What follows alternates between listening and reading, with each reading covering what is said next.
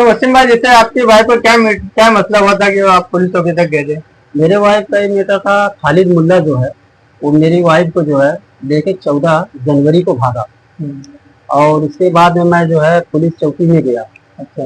Complaint लिखवाने। अच्छा। तो वहाँ पे जो है मेरे को मिसिंग कंप्लेंट ये मेरे को अच्छा, जैसे आप कंप्लेंट लिखाने गए तो आपको कंप्लेंट के बजाय मिसिंग कंप्लेंट? हाँ, मिसिंग कंप्लेंट की। अच्छा, तो उसके बाद क्या हुआ? फिर उसके बाद में जो है मेरे को जान से मारने की धमकी दी गई। तो मैंने वो। अच्छा, आपने इसमें एनसीआर कराया? हाँ, तो पुलिस ने आपको क्या कहा? तो कहे एनसीआर करवा लो, ये सही रहेगा, इसके लिए मैंने ये करवाया। फिर उसके बाद में मेरे को फिर जो है जान से मारने की धमकी दिया। फिर उसके बाद मैंने मंत्रालय तक का पेपर डाला मैंने। अच्छा। मंत्रालय मंत्री जैसे कि वो बोल रहे हैं कि न्यूज में जो फेक न्यूज बनाई गई है, तो जो मैटर वो सही है कि फेक है? फेक नहीं है, सही है। वो अपने आप को जो लगा रहा है कि मैं साफ सुथरा हूँ, साफ सुथरा नहीं, वो उसका सही है। वो शांति नगर में कितनी लड़कियों को लेके भागा। अभी तो फिलहाल 4-5 मौजूद है, अभी भी मैं खड़ा कर सकता हूँ। अच्छा। अब मैं कोर्ट में जो जाके बोला फेक न्यूज चला रहा है, वो चलवा रहा है। जैसे आपने जो कहा 9 औरत, तो उसमें एक तो आपकी औरत हो गई, एक तो मेरी औरत है। हाँ। उसकी बकायदा रिकॉर्डिंग भी है। हाँ। वो बोला कि मैं इसकी औरत को नहीं लेके भागा। वो परवीन मेरी औरत है। हाँ। उसके साथ में जब जा रही थी उसमें ट्रेन में, पुलिस चौकी में पुलिस वाले के सामने ओपन आवाज करके मोबाइल का मैंने बात किया। और उसके बाद पुलिस वालों ने ही सुना, मैं भी सुना, और उसकी रिकॉर्डिंग। हाँ, मैं उसको बोला मेरी औरत को, तू नहीं बोल रही, तेरा आका बुलवा रहा है। तो खालिद मुल्ला ने मोबाइल तुरंत ले लिया, बोला हाँ बोल, मैं परवीन का आका बोल रहा हूँ। अच्छा, उसकी आवाज है? हाँ, उसकी आवाज मेरी रिकॉर्डिंग में अभी तक रखी हुई है। तो जैसे कि वो झूठ बोल रहे हैं कि मैं किसी को लेके नहीं भागा है, जो न्यूज चली है फेक चली है, तो इसका मतलब फेक नहीं है, सही नहीं? ये न्यूज सही है, वो जो न्यूज दे रहा है वो फेक है। अच्छा, एक और कौन है जो जिसको मतलब लेके भागा था?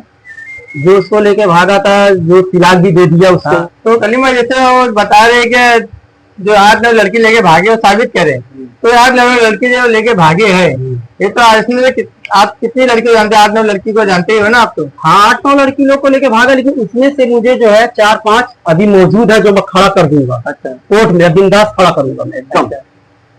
तो जैसे कि वो बोल रहे हैं कि इसके पीछे कौन है, इसके पीछे कौन है, जहाँ तक मेरा ख्याल है तो आप ही हो ना उसके पीछे?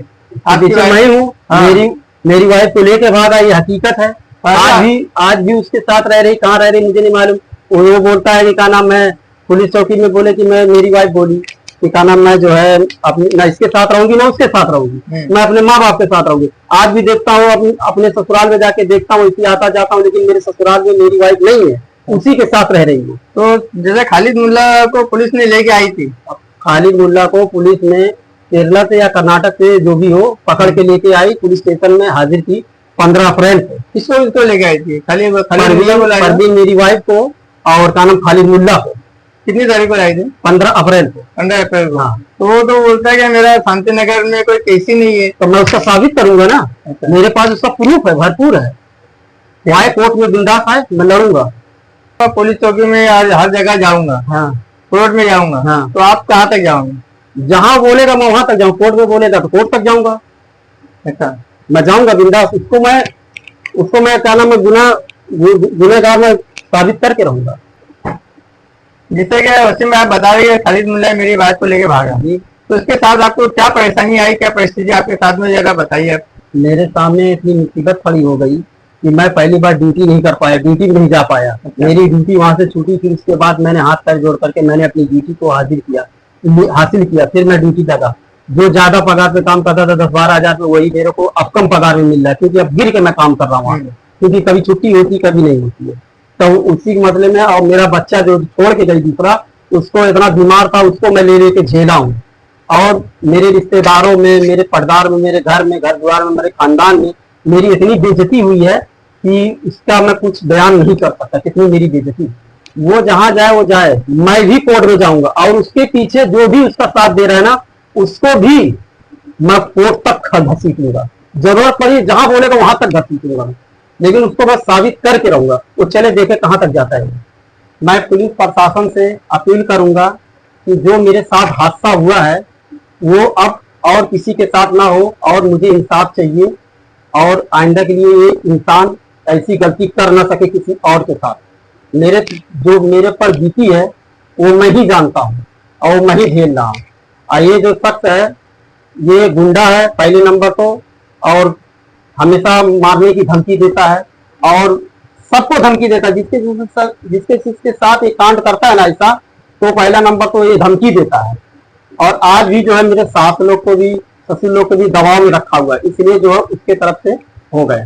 नहीं तो ऐसा नहीं था। मेरे सास ससुर जब लेके भागे थे मेरे साथ थे, जब ये आया पुलिस चौकी में तब जाकर के जो है ना ये लोग अपनी गाड़ी बदले उसके साथ हो गए।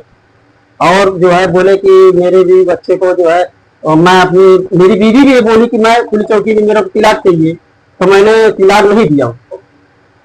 और उसके बाद बोली मैं अपने माँ बाप के साथ रहूँ। और देखता हूँ तो वो ससुराल में मेरे वाइफ नहीं रहती, अपने मायके नहीं रहती, और उसी के साथ अभी रह रही है। फिर भी ये वो बंदा बोल रहा है कि हाथ से आके न्यूज पे बोल रहा है कि कहना मैं ऐसा नहीं हूँ, और मैं उसको लेके भागा नहीं, और ना कोई लड़की मेरे साथ भागी है। इसका साबित करे, उसका मैं साबित करूंगा, वो जहां बोलेगा वहां साबित करूंगा। हमने वसीम भाई जो जिनके साथ घटना घटी है, फिर भी कुछ लोग ऐसा बोलना चाहते हैं कि वो गलत नहीं है, जबकि एक आरोपी को लेके बैठ के ये बोला जा रहा है कि वो गलत नहीं है। तो ये फिरियादी सही है या आरोपी सही है, इसका फैसला जनता करेंगे और पुलिस करेंगे।